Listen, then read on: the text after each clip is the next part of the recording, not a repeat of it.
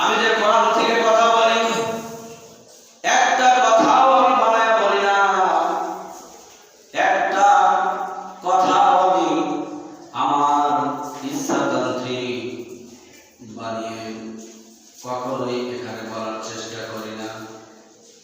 কিন্তু এক শ্রেণীর লোক আছে, তারা আমাকে নিয়েও সমালোচনা করে, হুজুর খালি রাজনৈতিক কথা বলে। আছে না নাই? আচ্ছা আপনারা বলেন, রাজনীতি কোরআনে আছে না নাই? সেই রাজনীতিটা কার? রাজাদিরাজ আল্লাহ, চিৎকার দিয়ে বলে সুবহানাল্লাহ। সূরা মুলকের শুরুতে আমার আল্লাহ একটা বলেন, তাবারাকাল্লাযী বিয়াদিহিল মুলক ওয়া হুয়া আলা কুল্লি শাইইন কাদির। পুত পবিত্র সেই মহান সত্তা, যার অধীনে সব রাজত্ব, বলে সুবহানাল্লাহ। ওয়া হুয়া আলা কুল্লি শাইইন কাদির, যিনি সব কিছুর উপরে ক্ষমতাবান। 2 দিনের বৈরাগী আজ ক্ষমতা থাকলে গাড়িতে আর এরোপ্লেনে চলে, ক্ষমতা না থাকলে ঘরের পিছনের দরজা দিয়া, গণভবনের পিছনের দরজা দিয়া পড়ায় তার কাপড় ঠিক রাখে। আবার এমন মন্ত্রী আছে যারা ক্ষমতার বড়াই দেখাইয়া এখন হাতে হাত করা লাগাইয়া জনপদের সামনে ঘুরতেছে। এর চাইতে বড় লজ্জার কিছু আর আছে?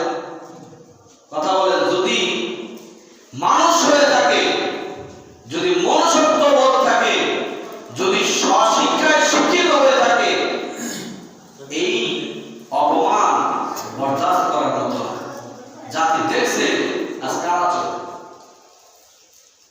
যারা কোরআনের কথা বলেছে, যারা আল্লাহর কথাগুলো মানুষকে শুনিয়েছে, এই লোকগুলোকে আসামি বানিয়ে মামলা দিয়ে, মিথ্যা অভিযোগ, অস্ত্র মামলা দিয়ে, মানুষ হত্যার মামলা দিয়ে, গাঁজা বিক্রির মামলা দিয়ে, ফেন্সিডিল বিক্রির মামলা দিয়ে, এমনকি 50 বছরের মুফাসসির, সারা পৃথিবীতে যাকে চিনি মুফাসসির হিসাবে, এই লোকটার বিরুদ্ধেও জেনার তহমত দিয়া, মিথ্যা মামলা দিয়া 12টি বছর জুলুম করেছিল। জোরে কোন ঠিক কিনা? কোরআনের কথা বললে ওই শ্রেণীর লোক যারা আল্লাহর অধিকার ভক্ষণ করে কিন্তু নিজের অধিকারটুকু আল্লাহকে দেয় না, আজকে তারাই সমাজে আল্লাহর বান্দাদের ঘোর বিরোধী। প্রিয় ভাইরা আমার, সেই যুগে চলে যান যেই যুগে কোরআন নাজিল হয়েছিল। কোরআন নাজিলের পূর্বে গোটা আরবটাকে এই লোকগুলো এমন ভাবে চতুর্দিকে গ্রাস করে নিয়েছিল, যেমনটি গত 15 বছর আগে থেকে শুরু হয়ে আমাদের দেশে 15টি বছর আমাদের কোরআনকে চতুর্দিকে ব্যারিকেড দিয়ে দিয়েছিল, যে কোরআন থাকবে মেমোরিতে, কোরআন থাকবে মসজিদে, কোরআন সংসদে ঢুকতে পারবে না, কোরআন সমাজে ঢুকতে পারবে না, কোরআন সমাজে যখন বিচার করবে কেউ, সেখানে কেউ ঢুকাতে পারবে না। ঠিক একই অবস্থায় আবু জেহেল, উতবা, সাইবা সকলেই এই ভূমিকায় অবতীর্ণ